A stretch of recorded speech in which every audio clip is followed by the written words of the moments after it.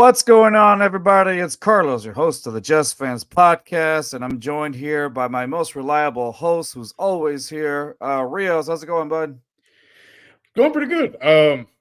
Funny thing. So the last few years, we experienced a loss. I go about my day. Now it bothers my entire week now. I'm like, man, Yeah, football is messes up back your in whole. Houston. Yep, I love exactly. it. There you go. Football's back, and of course, we got the one and only dear friend of the show. We got Tyler Milner from Sports Radio 610. Man, how's it going? Thank you. Thank you. No, I'm doing good, dude. Doing very good for a hump day.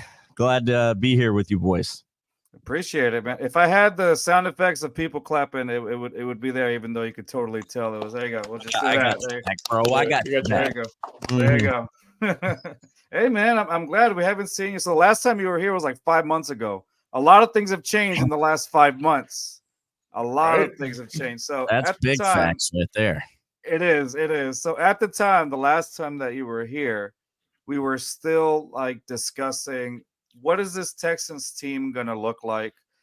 We know D'Amico is here, and we're going to see a complete culture change from the get-go. It's and all, not even just in the locker room, but just I guess overall, maybe even inside the building or whatnot, because it felt like the Texans we're going in a different direction, and it's still, I think that still holds true to today, to present day. Um, we were curious about our brand new rookie CJ Stroud because it was after the draft. We were curious about how Will Anderson was going to perform. And one of the things that we said is we were really looking forward to seeing our secondary because we had some bodies over there. So, with that being said, we just went against the Jets this past week 14. Oof. Boy, here we are. Kick straight to the junk. Exactly, Right. just to get it out of the way. So it was like straight shot. Even then, like looking back 5 months ago to now, it's I don't think any of us really expected the Texans to be in this position that they're in right now. With the record that they have, it felt like it was going to be a restructure.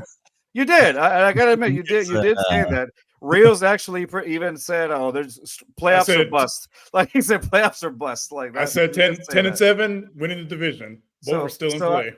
So I'm looking at the score predictions that we did the last time Tyler was here.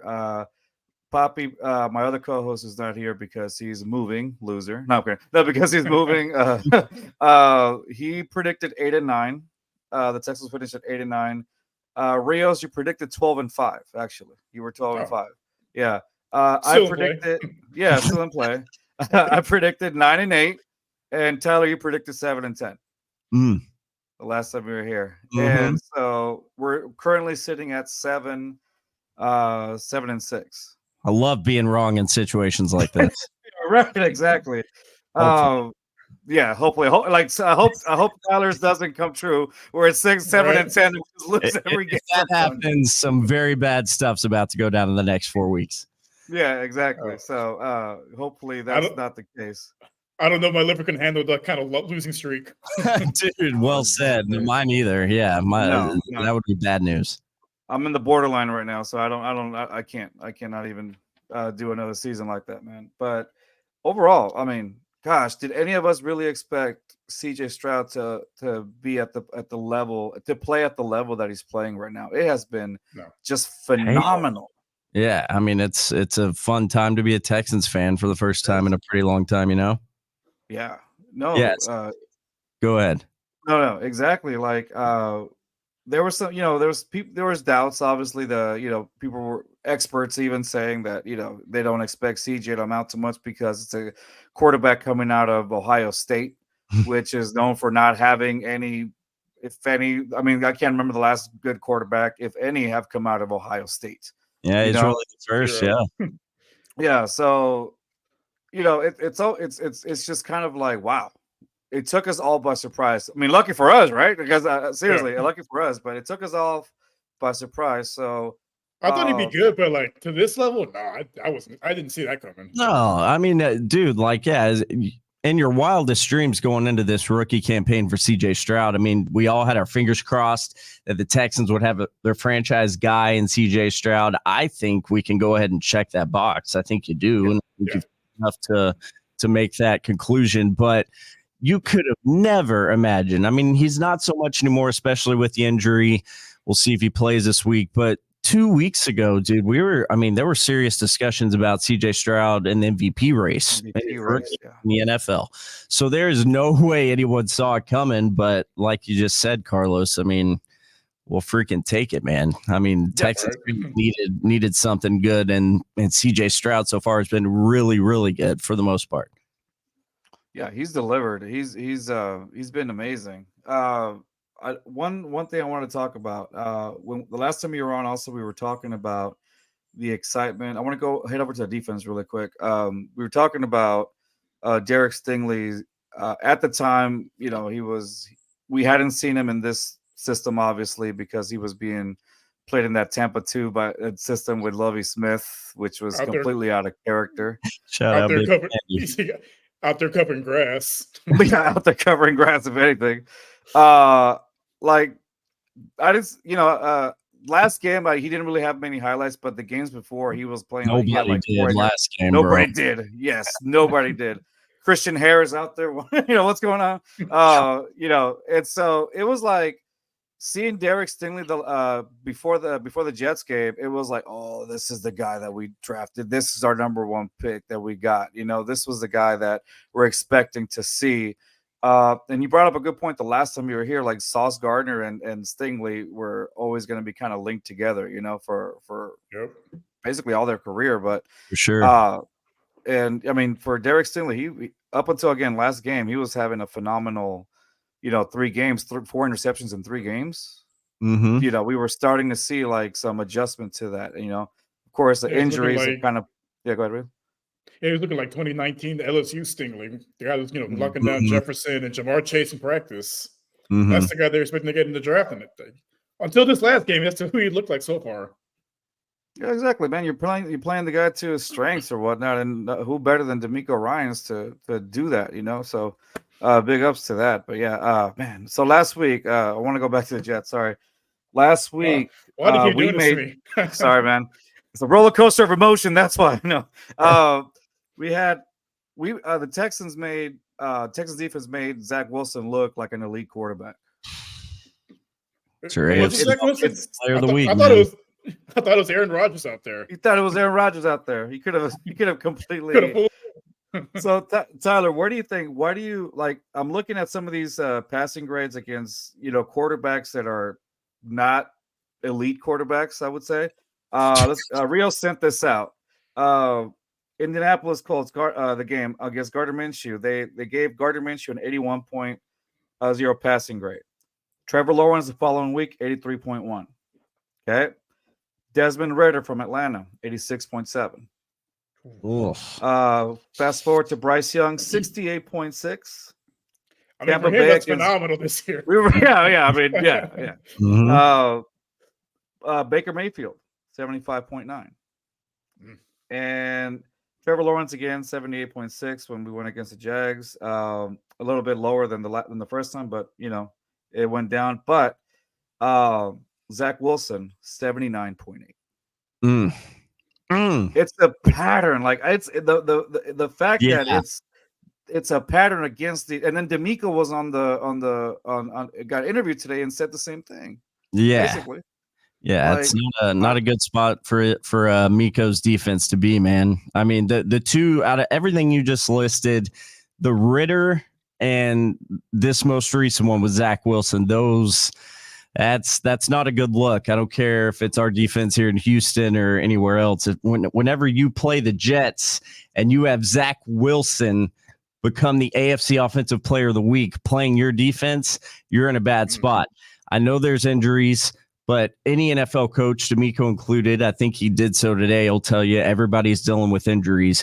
And that's not any excuse to let Zach Wilson come out in New York and he looked like a Pro Bowler playing against your defense. It's not a good spot to be. I've been really disappointed specifically this year with Jalen Pitre. I know the last few weeks he's looked a little better, but I think my biggest disappointment to this point of the Texans season has been Jalen Pitre coming off what was a good to great rookie year last season. High expectations going into year 2, and Jalen Pitre has just been MIA for the most part, in my opinion. But D'Amico, one of my hosts on 610 said this today. We're on the show, Hughley. He said that Zach Wilson performance, that Jets offensive performance against the Texans on Sunday, that very well may be and should be the most embarrassing thing D'Amico Ryans has experienced in his professional career. And it might be because Zach Wilson is not good. He's just not. And now he's the player of the week.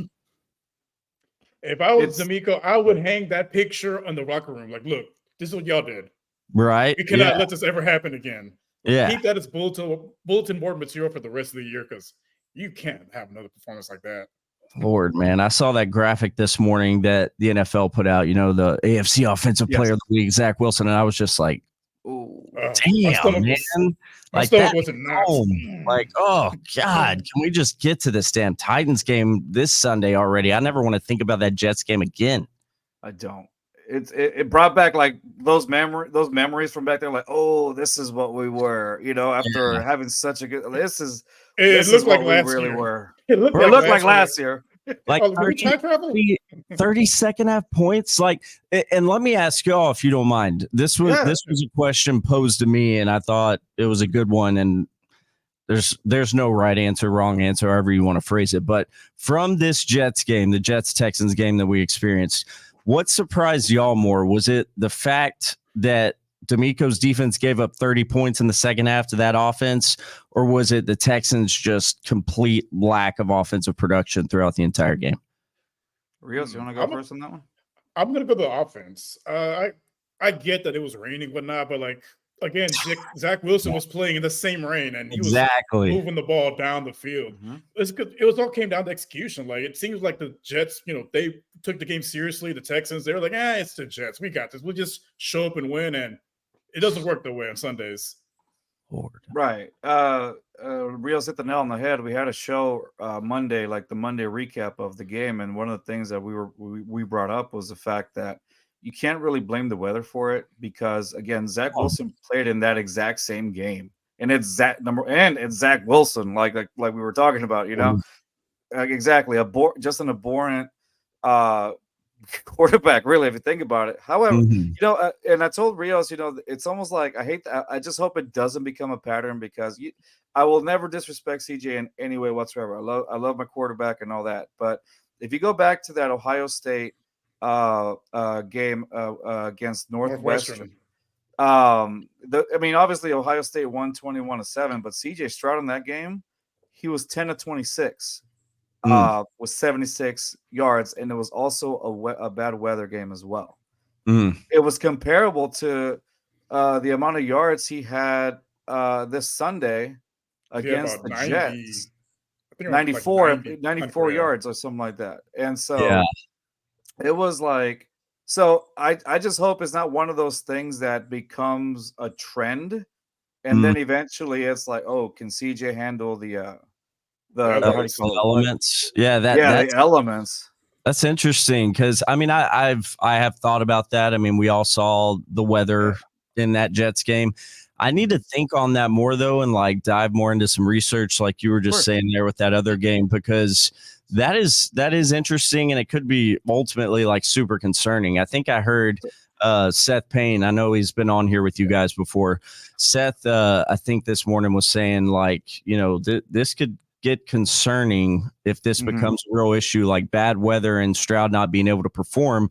Because ultimately you're gonna play in those conditions if you hope to be an NFL playoff team. So that's watch, And to give the stat out, CJ, this particular game against Jesse, was 10 of 23 with 91 yards.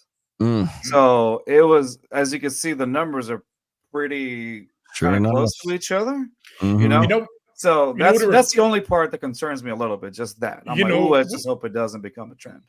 What this game reminded me of when we played Buffalo with David Smith a couple years back, when we lost 40-0 in the rain. It felt like that game. Yeah. We couldn't move the ball to offense. We couldn't stop them at all. And people were trying to blame the rain, but like, well, Josh Allen's moving the ball with ease Just downfield. yeah. Like, Come on now. Like, if anything, the only excuse that I would hear a little more about, there's still not a lot of excuse for this kind of ass whooping, but the only thing that I listen to or maybe give a little credence to is, going into your first game of the year, game planning without Tank Dell, and then in the first quarter you lose Nico Collins. Like, Nico, I'm sure that had an effect on Stroud and the offense as a whole, but ultimately, man, come on, like that was just a disaster.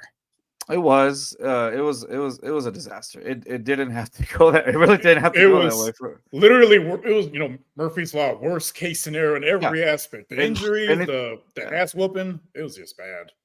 Yeah, losing from the get go, losing Tank Dell was already just completely detrimental for this Texans team. Then you think to yourself, okay, well, we got Nico on the opposite side. And he's been having a pretty decent season, reached 1,000 yards at that Jets game, and then he went down. Mm-hmm. But and he's gone. Overton, and he's gone. That South Park, and he's gone, and it's gone. And so it was after he left, like you couldn't. After he went out the field, like you really couldn't. Like there was no separation whatsoever from the other receivers. I mean, come on, you got Sauce Gardner covering Noah Brown. This gets a no-win situation right there. Yeah, and at that game, like no separation. Noah Brown couldn't catch a cold out there. Like that's just how it seemed like. It was. And don't get me wrong, I like Noah Brown. Noah Brown gave us a good few games as well or whatnot, but definitely, I don't know. It was. You could definitely tell that the offense was very lackluster, and then to make matters worse. You can't get anything done in the run game. You can't get anything run game. So now, I feel like this makes since you can't adjust to the run game, or you make CJ almost one dimensional. You throw the ball a lot. Mm-hmm. Well, what happens when your receivers are gone? What happens when your tight end is not in the game? What happens now? You've taken basically all of a good chunk of CJ's weapons. Yeah, that's true. Yeah, there was no Dalton Schultz either. Yeah. Yeah, exactly. It was kind of like that title game against Georgia. He lost his top 3 receiving options also, but again, it wasn't raining, so he couldn't make plays. So again, something they probably should work on, especially if they're going to play outdoors. Cover the ball in water. Practice on that because you're going to be playing in that. In January from here for the foreseeable future. Like something you got to work on. Mm-hmm. Or make Dieter like run a few laps, make him sweat all over the ball again, like CJ was talking about, and let's see if he can handle that. CJ said, "It's you, it's you, you, all wet." Yeah. Oh, that's so funny. Yeah. Oh God. Yeah. And like I said, that's the thing. So another thing is when you came in last time, Tyler, we were talking about we didn't know what we were going to expect from Bobby Slowick. A lot of us didn't know. We saw a lot of the we knew that he came from the Kyle Shanahan system or whatnot. Mm-hmm. So we expected to see a lot of like bootlegs, a lot of these type of Shanistan.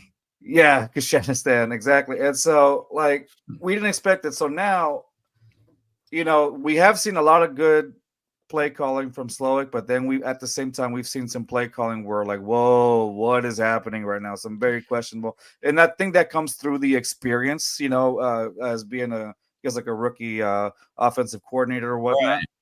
Right. What do you think has been, I guess a small critique or whatnot? What do you think has been the biggest weakness in the Bobby Slowick offense so far? Well, the biggest problem, and you hit on it a second ago, Carlos, is just the inability to run the ball. I mean, and at this point, I mean, I'm not a huge like film guy. Like I watch a lot of football, but I'm not like I can't film study and just break down the X's and O's for you. Right. So I don't know if we're talking just major offensive line problems, which has been a revolving door, or Dameon Pierce having a serious sophomore slump, much like Jalen Pitre. Dameon Pierce has been a big disappointment. Devin Singletary has shown some bright spots here and there, but the run game overall this year for the Texans has been a problem. And we've heard it a million times from a million different coaches in the NFL. The run starts everything. You can open up the pass with the run some play action bootleg, whatever you want to do, whatever Bobby wants to do.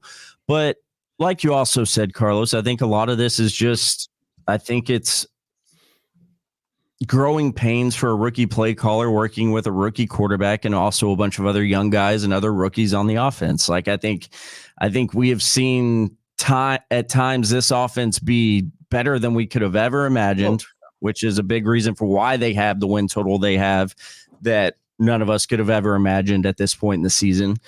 But there's still, like the Jets game, like the Panthers game, there are still plenty of moments that leave you wanting more and needing to see more if you're going to be a productive offense that competes in the NFL playoffs. So, I mean, I'm knocking on wood and hoping this is just kind of the process, and they're ahead of schedule in a lot of ways, but this is just a rookie play caller, a rookie quarterback, and a bunch of young guys dealing with injuries and what have you, and there'll be some speed bumps along the way.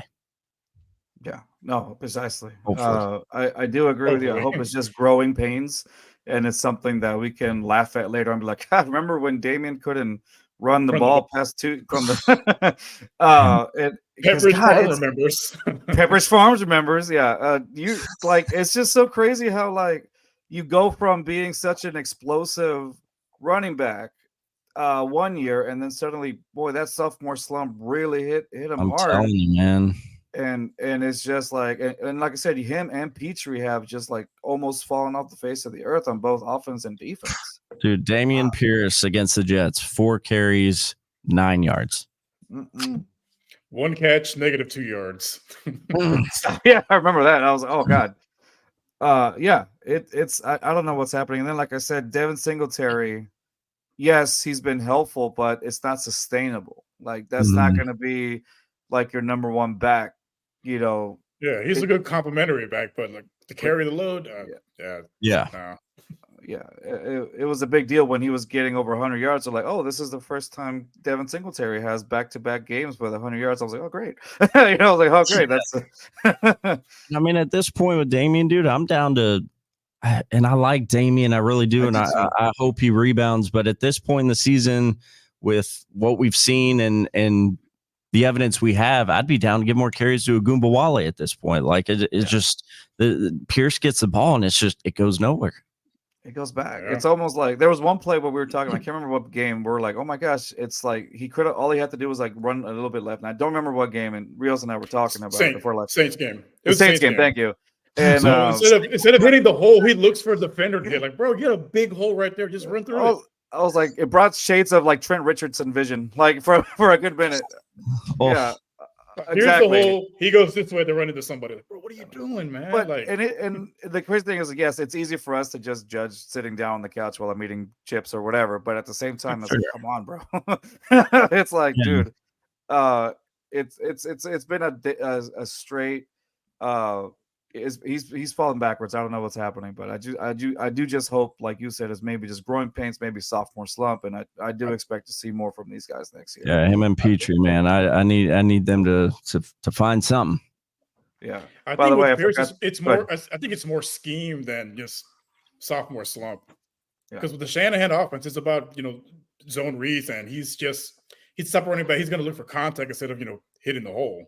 Mm-hmm. And we've seen it multiple times. We saw it in preseason, saw it in the Saints game. It's just at this point, I'd be okay with him, maybe just getting the goal line carries or short yardage because he's just not getting it done. Yeah. Those are just wasted carries at this point. See what you got with the other guys, because we already seen it at this point. If Pierce gets the ball, maybe a yard, maybe 2 yards. Yeah. Not much of a cashing threat, like. By the way, I didn't get a chance to check in. I have to do this, Tyler, because I ended up losing a bet. There you go. For those that watch it, there you go. Oh, man. And here you go. Hate that. Damn. So his alternatives was wearing that god-awful hat or shaving his head. Guess which one he chose? Look, I told Rios this. I told Rios, I am over 30. My hairline is not the best. If I shave this, there's a good chance it doesn't grow back. You're not risking it. Yeah, I'm not gonna risk it. You know what? Yeah. Worst case, you look like the Big Show. Well, anyway. No, sorry, going back, I have to do it because I know the guys that I made the bet Oh, check you're in good. to watch it. All right, so thanks. Now I can flip over this crap and nobody needs to see it ever. All right, I want to go back to Nico Collins real quick. Mm. The last time you were here 5 months ago, at the time we said we needed to see more consistency. There was even a point where we talked about could we even trade him for something at the time, right? Because we had it, he was going into his third year now, right? With the Texans, and we hadn't really seen much of him, and of course, we also did have health concerns. Again, this was 5 months ago, before obviously an explosive 1,000-yard season. Yes, he's injured right now, but he's actually been healthy for a great part of this whole season. This is, I think, the first injury he's had, if I'm not mistaken, or did he have one earlier? I can't remember. I think he missed a game or two earlier this year. I'm struggling to remember what, but that makes the 1,000 yards he's got already even more impressive. Exactly. So he has been, he has basically done a whole 180 in credit to who he has throwing the ball to. And I think the last time we were here, we obviously weren't sure what was going to happen. General Mills, Money Mills, Money Mills and his stands. Winners get nicknames. He wins a game, I'll give him a nickname. Hey man, he's 2 for 2. Shut up this season. No, but nonetheless, like you definitely have seen Nico Collins that has stepped it up. And in the show last time, we said, what if we did mention a brief one? What if like Nico Collins just decides to have like a stellar season, which he has? What do you do with him then? Like, because next season he becomes a free agent, if I'm not mistaken, right? After next season, yeah. After next season. Okay, so we had to talk about this. Would you sign him back for whatever he's asking, or would you put him kind of like in a team friendly deal? If you were Nick Caserio today. Oh man, today, see, and that's a tough part for me, because today, right now, I'm probably standing pat if I'm Nick Caserio, the general manager of the Houston Texans. Like, I love what I'm seeing from Nico. This is what we were hoping Nico could be, that big-bodied guy that develops into #1 target, and it looks like he very well could be. But this is the very first time we're seeing it. This is the first time he's eclipsed that 1,000 yards, and I'm going in. If it's me, I'm going into next football season, and I'm telling Nico, like, hey, like, show me early this year that you can be doing that again, and then let's meet at the table and have some talks. But right now, I'm happy for him, happy for the production he's putting out there, but I'm standing pat right now if I'm Nick Caserio with Nico Collins. And it goes back to the consistency. If you can be consistent for another year and get 1,000, let's see what we can do for you, right? Rios, what's your stance on this? Oh, sorry, go ahead. Yeah, that and staying healthy. Yeah, he's had injuries every single season so far, and they were like freak accidents. It was all like soft tissue injuries. Yeah, he did miss. He missed week 10 this year with a calf. So he's this. If he misses this week, I guess this will be his second game this season that he'll miss. Which goes back to your point that making that 1,000-yard game, 1,000 yards this season, even though missing, most likely he'll probably miss this game, making it a bit more impressive or whatnot. So, and I guess ultimately, like he really missed that entire game against the Jets anyway. So he's basically already missed 2 games, and he's got that 1,000 yards. So just keep doing it, Nico. Yeah, exactly. Some consistency. All right, one guy we were really hoping to see good things from, and it came true. Tank Dell. Tank Dell. I called it. I said wide receiver 1 before the season started, and before he got hurt. Go Cougs. Go Cougs. Yeah, exactly. What was he? 700. I think he ended a season, unfortunately, short with 700, I think, 3 yards, if I'm not mistaken. 709. 709. That's what it was. Yeah, 709. 7 touchdowns. And that's a Bissinger game too. Well, he didn't play much in the Ravens game, and then he missed a game due to injury before he got hurt against the Broncos. Concussion. Yep. And going back to the reason why I brought Nico and Tank is, at the time we were kind of like, one of your things, Tyler, that you were curious about seeing the last time you were on was, you said you were intrigued to see what was going to happen with his wide receiver core that we have going on, because we didn't really know much about it. we had some expectations for Nico. We had expectations for Dell, but we weren't sure what we were going to get with like Noah and Robert Woods or whatnot. I feel like Robert Woods has been helpful in third down situations, and in certain situations it has been, for CJ to throw the ball to. But lately it's kind of like, here and there, hit or miss or whatnot. Yeah. But overall, 5 months ago when you were looking at this and you were kind of curious, has this wide receiver core exceeded your expectations, or do you kind of feel like, well, it's almost like where I thought it could be, or I'm just completely shell shocked by this? What do you think about this receiver core? So the receiver room for the Texans might be the most interesting position group on this team for me at this point where we are in the season, because I think you're talking about, when you talk about the Houston Texans receiver room, I think you are talking about two extremes. One, very, very positive, good news, makes you excited if you're a Texans fan or a Texans player or a Texans coach, and that is Tank Dell, Nico Collins. We're going off until they got hurt this year. Nico hopefully will continue. Tank, we will not see again, obviously. But Tank Dell, Nico Collins, wow, like 2023, holy hell, let's go. Could not have asked for more from those two. But then on the other side of that, to juxtapose that on the other extreme, I think when you get past those two, I think it's such a significant drop off to the talent level in that room that in the worst case scenario that we are experiencing right now in Houston, which is Nico and Tank both hurt, it's a problem, man. Like that, the talent drop off between Tank and Nico, from what we know and what we've seen on tape, from those two down to Robert Woods and Noah Brown, and God, I don't even want to talk about him because it makes me angry, John Mechie.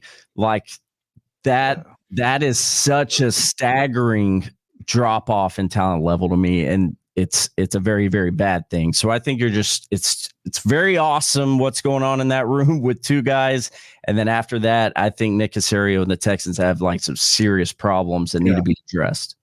It's like there's no in between, right? Like there's no real in between. Like you have a good the haves and the have-nots, and the have-nots, nothing in between.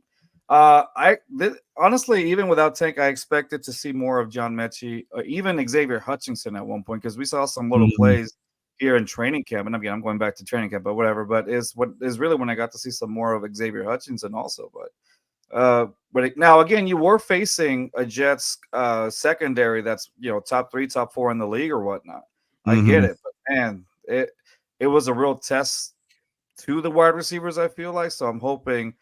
Well, they failed that test miserably. There's got to be at some point, and I know a lot of people get uncomfortable talking about it because John Mechie had cancer, and we all know that, and he is healthy now and beat it, which we all love and are happy for. So happy for that guy to be on the other side of that. But as uncomfortable as it might make some people, at some point you got to start showing something on the field. Like this is. Right. This is a second-round pick we're talking about, a skill position second-round pick for Nick Caserio and the Texans. We all love that he got through the cancer thing, but the guy himself has told you recently that he knows it's time to produce, and he just hasn't done it, man. And I don't know if it's something that him and Stroud just need to work on more together, if he's still just kind of lagging a little behind in development because of everything he went through. I don't know, but at some point, a skill player you took in the second round of the NFL draft has got to produce a lot more than what we've seen Mechie do. It's a real problem. Yeah, I saw it a lot in I think some of it is definitely chemistry. There was a particular play at the Broncos game where it looked like CJ was calling, touchdown. Walk-in touchdown. What we're talking about. Yeah. Walk-in touchdown, but and but like it, and I had people on Twitter that I went back and forth with a little bit on that play, like, Stroud missed him. And he may have. That may have been completely on Stroud, but we don't know. He also may have thought, like, okay, in this situation, he should be leading more upfield, not like to the sideline. Maybe he was trying to lead him more to the end zone, and it was Mechie's fault. Like, we don't know. But, man, that play hurt. That hurt. That did that play did hurt, but it kind of goes to show you it's definitely some miscommunication. No matter whose fault it was at that point, it was like miscommunication, or a lack of chemistry, if you will. Like, Yeah. because I feel like if that was Tank or if that was Nico, it would have definitely Easy touchdown. easy Yeah. touchdown. But They could have walked in backwards. They were that wide open. could have moonwalked it, but it was, yeah. I that's when I first noticed it. And again, I always tell these guys, if it's me as a fan noticing these things, then we're kind of having a problem here, like Right. yeah, exactly. If I can notice it, I think we're having some issues here. But yeah, I think that you're absolutely right. A second round pick at this point, it's a great story. The fact that he's Absolutely. injury free, and we're happy for him. But life goes on in the sense of, hey, now we're still playing football here. So what's the next phase? At the end of the day, it's a business. Right. Nick Caserio, you got to produce. Nick Caserio is Texans general manager. What, he's going into this year 3 or 4. Nick Caserio has drafted 2 skill position players on offense in the first 2 rounds of the NFL draft. I'm sorry, not Tank Dell, John Mechie and CJ Stroud. So you got to produce, man. Yeah, exactly. You got to produce. So I hope that this is, technically this is his rookie season. So I'm hoping it's just I'm getting the feel for it, sort of thing. But I just hope that. Hopefully. We're going into week 15. Like, haven't shown anything all year. Yeah. No, exactly. Okay, so that's for the right receiving core and John Mechie. Dalton Schultz. We were excited and expected big things from him as well to be helpful to CJ. Do you guys think he has been what we expected, or not quite? When he's on the field, yes. When he's on the field, yes. But he's another one with injury concerns. He's missed several games with injury now. It's like I'm starting to see why Dallas didn't, give him the bag. Okay. I could see that. I think he's been helpful in certain situations, but yes, I do agree with you on the health concern. That also has been an issue. But then again, dude, this whole season has been a plague for the Texans. Just injury bug has been running rampant through the locker room. I have no idea. Dude, these emails I get from Texans PR each day with the injury reports, some of them I open up and I'm like, good Lord, it looks like a CBS sheet, dude. Right? Like, I'm like, oh, like I've been getting these emails a few years now, but some of the ones they send out this year, I'm like, good God. And it's all around too. It really, in reality, it's all around the NFL too. It's not just really us. So far, what they need to do is burn some sage in that locker room, because there's some type of witchcraft going on. This is ridiculous at this point. Maybe Easterby cursed him on his way out or something. Right, it's the Easterby curse. There's something still there for that Easterby that's happening.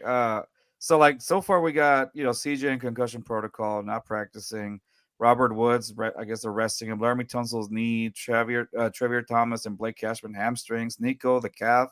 George Font hip. Noah Brown knee. Will Anderson ankle. Sheldon Rankins elbow and shoulder. Good Lord, that's half the team. Yeah, no kidding. It's a real problem this season, boys. I'm just wondering, like, looking forward now, this weekend against the Titans. And we should ask Andre, hey, bro, can you lace him up real quick? Just for one game. Just lace him up. Come out of retirement. Miko, you still got it, right, bro? I need you at linebacker. Right. We need you to call plays. Give us 1 3rd down play out there, huh, Miko? Give us 1 3rd down. Yeah, I just imagine him coaching with the pads on. All right, boys, I'm going in. Hold the thing, Bobby. I'm coming in. We needed to be like Bill Dotree. He's coming for a couple plays. The bulldozer, Rex knee, all that. Yeah. Dude, yeah. This is one of those the only game of the season that I'm really not looking forward to. Not just because I think most likely Davis Mills is probably going to play. Old Davis. Oh yeah. General Mills, whatever. And I wanted to bring up a fun stat really quick. So Davis Mills against the Titans by the way, has a passer rating of 93.3 with 631 yards, 5 touchdowns, and 2 interceptions in 3 games versus the Titans in his career. This is Stat Muse that gave me that. Yeah, He's 4-1 against the AFC South. Like he He's went to the terrible just against the rest of the year. league. Yeah. Yeah, exactly. So but with him at the helm, we've lost 2 out of those 3. so I'm like, the stats don't back up all that, but I don't know. I'm not. This is literally the first game that I'm really like just dreading for the weekend. Just let's get through it, guys. Let's get CJ back on the mound. Let's get CJ back going on and let's get healthy. But I think this is going to be one of those games where this is my prediction. I just think that a lot of these guys that I just mentioned, I could see probably like half of them playing this weekend. It is going to be a complete and utter shit show against the Titans. Just for that reason, I do hope that D'Amico Ryans just talked to these guys and said we cannot get embarrassed like we did against the Jets. No, especially not with them wearing them damn uniforms. The Oiler colors now. Also, like you're just walking in. I don't know. It just seems like I'm not looking forward to this. No, and that makes sense. I mean, it's never ideal. I think as fans, as players, whatever. Obviously, it's not ideal to ever be going into any game with your backup quarterback playing instead of your starter. But I would say this, you gentlemen. And I don't know anything. I'm not Adam Schefter in this deal reporting anything, but keep your eyes and ears open tomorrow on Thursday because I don't know, man. You never know what's going to happen. I think we'll get a better understanding tomorrow. I think about what's going on with the concussion protocol with CJ Stroud and that sort of deal. If you would ask me during the game Sunday when we saw CJ go down, if you would ask me earlier today or yesterday, I would have said there is zero chance that guy's playing. Davis Mills is going to be your quarterback in Nashville against Tennessee. But I'm not so sure right now where we stand here on this Wednesday night. We'll see what happens. I kind of hope you're right. Sit him out. Yeah. In some sense, just for his long-term health and the long-term possible consequences associated. We all saw what happened with Tua last season, but at the same time, if it doesn't end up being the case that CJ Stroud's playing on Sunday in Nashville, I'm obviously not going to say no to that either. Yeah, no, exactly, 100%. We don't want it to be like I mean, when the Miami Dolphins did that to Tua, though, that dude was like barely standing up, and like he's got it, he's fine. Yeah, that's a whole different thing. But I will say, and I'm sure you guys have seen it. The week before this past one, the game before the Jets game, there was a moment CJ Stroud looked like he air quotes got his bell rung. He had to check out of the game and go to the blue tent for a second. And if you watch the video, I mean, there's no way for anyone to know for certainty, but it does look like, to me, he's a little wobbly getting picked up by his lineman. And then the very next week you have this happen. So it's a dangerous game to play if you're the Texans. Exactly. And I got to say, I agree 100%. Seeing some of the throws, and again, this is not CJ slander by any chance, that by any means necessary. Seeing some of those throws. You fake fan. Yeah, you fake. Seeing some of those throws by CJ this week, and I was like, "Oh, that's not the regular. That I haven't seen him throw like that." Like, and so it begs to differ. It begs to differ that it's like, wow, I haven't, because CJ, when you see CJ throw the ball, it's so accurate, so pinpoint accurate that you just admire it as it's going through the air. I'm like, oh, this absolutely is gonna be whatever. But these throws, man, they were not either accurate or they were just wobbly. There was no spiral. There's nothing really behind them. I was like, what is happening here? Y'all might have been onto something earlier, man. Maybe CJ has a problem throwing a wet ball. I don't know, but hopefully it was just a bad game. Hopefully. Yeah. I just hope it doesn't become a thing. Like how we say Derek Carr, what happens to him in cold weather? It's can't throw the ball. Yeah. Can't throw the ball. So just hope it's just two times that has happened. But man, I just hope that doesn't become the thing. Let me see. What do we as far as that's concerned? Okay, so I forgot to tell you this one. Okay, so obviously you don't have to reveal anything there, Tyler. But have you like? Where do you think of? So there's no surprise that next season the Texans are probably going to change their uniform. Okay. Oh, they are. Yeah. Okay, That great. is, Okay, I was trying to be walking on water here. Yeah. no, and I appreciate you, but you're good. You know, there are new uniforms coming 100% next season. So what do you have you? Okay, so you don't have to describe or anything, but how do you? If you've seen some glimpses of it, how do you feel about them? So I have not seen any, not even a glimpse of any kind of final, not even of any kind of final product. Yeah. But Doug Vosick, the guy who runs a lot over there at NRG for the Texans, great dude, has a great beard too. But he's a great guy. We're trying. Yeah, but he's shown myself and some others up here at Sports Radio 610. We've seen a lot of the ideas that are going into the new uniforms. Yes. We have not seen any kind of final product, but we know of the elements going into the new uniforms, if that makes sense. We don't know how they're all going to mesh together and come out, but we know the elements going in, and I am freaking pumped, dude. Nice. I like that. That's what I wanted to hear. Like, what did you think of, like, of course you don't know the overall, the final product, but with the ideas that are flowing around, how pumped are you for that? I guess that's what the very, dude, because I mean, it's there. I think we're going to be like, sometimes you see teams change up the uniforms and it might be a subtle like shift to something or just one change to like the logo in one of their variations of their uniform. This is like almost a complete overhaul. And I think that's really exciting. Like, you're talking we're going to have the OG Texans uniforms we still have right now, so nobody freak out. Those aren't going to go anywhere. But the new uniforms coming, man, we're talking new concepts, new schemes, new stuff on the helmet. Not necessarily just that bullhead. There's going to be a secondary logo that the NFL is allowing teams to push out now. Ooh, wow. You're talking about the introduction of a brand new color to the Texans uniforms that's probably going to piss off Titans fans, which I love personally.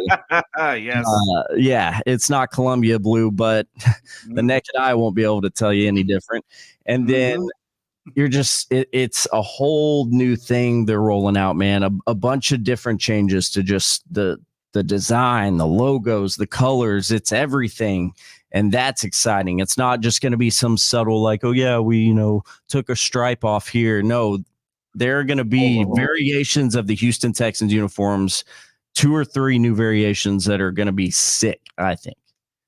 That's awesome, because I know the last uniform change that we really had was the adding logo on the back. Like the logo on the back or whatnot. And I'm like, all right. Fun fact for you, on that note, changes to the Texans uniforms. I hadn't realized this. I don't think many people have. But in talking with the Texans during this whole uniform thing and a few of the events they've invited us over to NRG for, they pointed something out that I'd never noticed, and that is, I thought it was interesting. If you look back at like the Texans colors and logo and everything whenever they were first announced, like, I'm talking year 2000. If you go back and look at that kind of stuff, the deep steel blue that we know today, whenever they first launched, that deep steel blue was close to black, like deep steel blue. Like, it was a dark blue that I think looks pretty clean.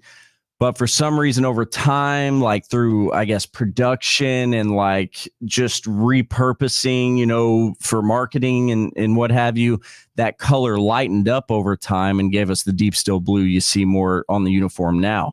But they're also going to be returning more to that closer to black, deep steel blue. That's what's up. Like the Texans were originally back in 2002. Yeah. Oh, nice. Okay. I'm looking forward to seeing that. Just because, I mean, honestly, I think it's about time. Like, to me, my favorite uniform, honestly, truth be told, has been the color rush that we had with that deep steel blue with the red numbers. That has been my ultimate. That's been amazing. And when they wore those this year with the red helmets, that's the sickest uniform combo they've done in the last 2 years. It's like somebody played Madden for the first time in a while. You're like, you know what? We can mix this around. We can change it up. Oh, can we do this? Like, can Is we this get allowed? away with this? They're scrolling through the pregame screen like, oh, wow, that's Yeah. cool. Let's do that. Yeah. Well, it would be funny if the person that did that is actually listening. Like that's exactly what happened. That really did happen. I was just playing Madden, playing with the was combos. just Like playing. that works. Like Yeah. that works. But yeah, we all do it. We all do it. There's no way that we all don't I do did it. it just last night. I play it with a Titans sometimes with the Oilers uniform. I do. Like you know. Bitches. Yeah. I know. I hate that. No, It so ain't gonna- I think Texans fans have a lot to be excited about, though. Just to add that last part into that, the new uniforms are coming next year, and I think they're going to be freaking dope. I love it. I love it. I love it. That's going to be something to definitely look forward to. Okay, I want to end the football stuff there, and I want to ask just one thing because we did talk a little baseball last time we were here. Mhm. And I want to add to that because we did talk about Otani at the time, like, well, what did we think was going to happen or whatever. And this will be the only thing we talk about for baseball or whatnot. So, what do you think, Tyler? What is your opinion on the Dodgers just getting away with paying $700 million in basically in installments to Otani? What do you think? I think great for Otani, and great for his kids, and great for his grandkids, and great for his great grandkids, and great for the freaking generational wealth that man just got. I mean, great for him. From a baseball point of view, I'd never thought the Astros were going to be in it, and I didn't want them to be in the running because ultimately, and this is to some, this might be just too dumbed down or too succinct a conclusion to draw, but if you ask me, if you look at baseball in recent years, you're not going to win a title with guys on your roster that have huge ass contracts. I just don't.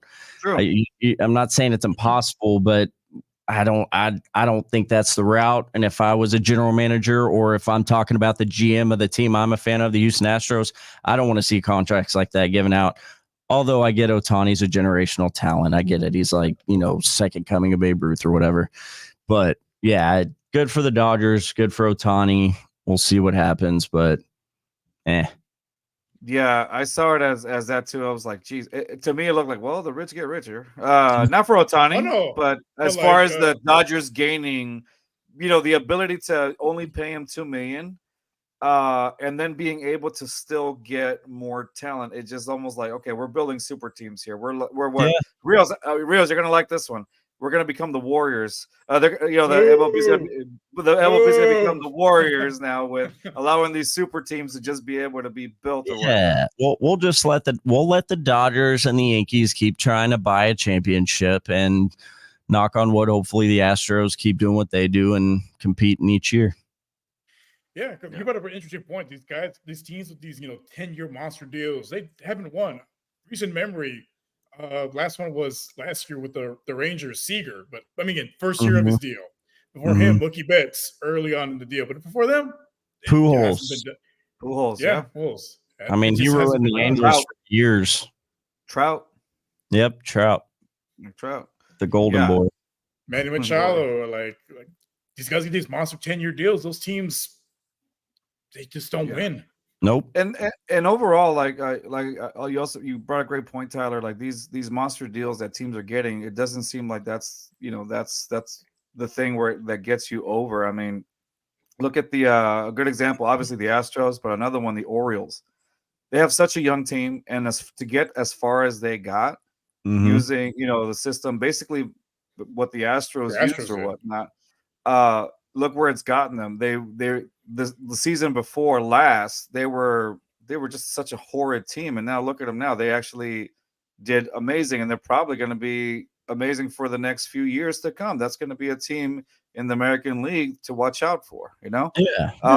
Arizona, same thing. 80-win team made it to the World Series. Yeah, and like I said, I'm not saying it's impossible. We've seen. It was a long time ago, but we've seen teams win World Series with guys that have on the bigger side of contracts. But in recent memory, in recent years, recent history, you just don't get to the series that way. Yeah, you can't buy like the Dodgers been trying to buy championships for 30 years. Yeah, outside of that Mickey Mouse ring, they haven't won one. No, Yankees.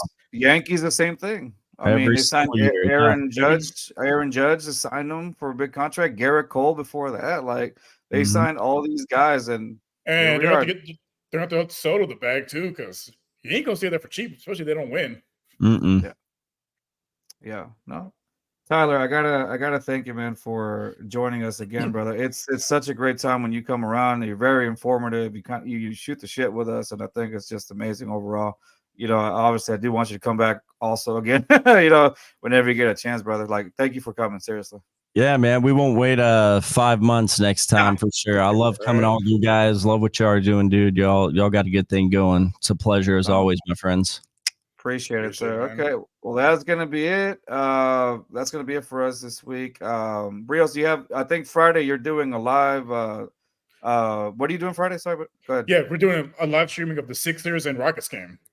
One of our buddies, Mitch, he's a Sixers fan, so we're going to live stream the game. Should be fun. Should be fun. With YouTube regulations, not really watching the game, because then they're gonna flag us. So we're right. Yeah, there you go. We're live streaming it, but not live streaming it. Disclaimer. Disclaimer. Right. Just give y'all a heads up before, like, wait, hold on, they're doing what? Yeah. It'll be on mute, and you won't see any of the live action. You'll see me you'll see me elated or angry.